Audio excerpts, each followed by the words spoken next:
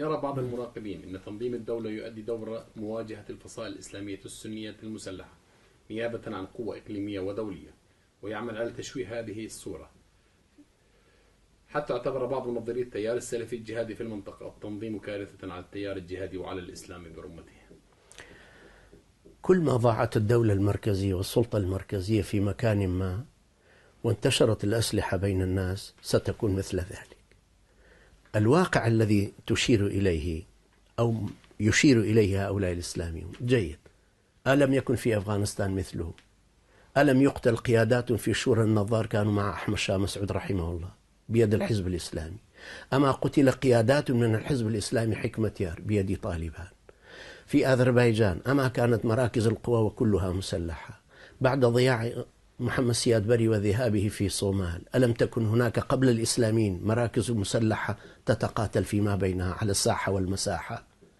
فكذلك الإسلاميين أيضا بشر أيضا نبعوا من هذا الواقع.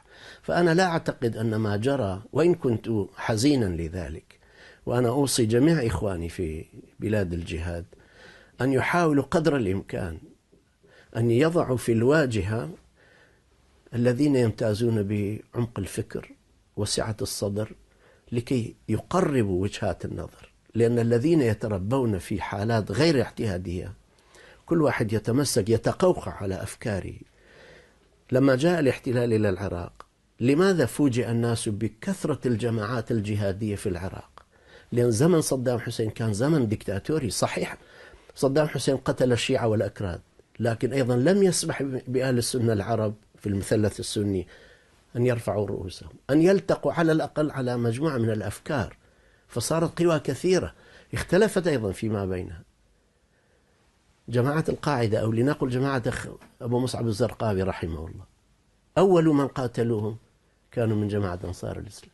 5 من إخواننا قتلوا على أيديهم، وأكراد مساكين يعني ذهبوا إلى أنبار وهم ما كانوا يعرفون اللغة العربية، لكن ذهبوا لمواجهة الاحتلال. ولذلك يا أخي الكريم، ما دامت الأسلحة موجودة والسلطة المركزية ضائعة تكون مثل ليبيا. نعم، نحن نحزن لما نجد في ليبيا قوة إسلامية تضرب قوة إسلامية، أو في الشام أو في العراق، أو سواء على المسميات لا يهم يعني المسميات، لكن هو الأصل العمل. نحن نحزن لهذه الحالة، لكن يجب أيضا أن نعترف أن هذه الواقع هو أكبر من قواتنا.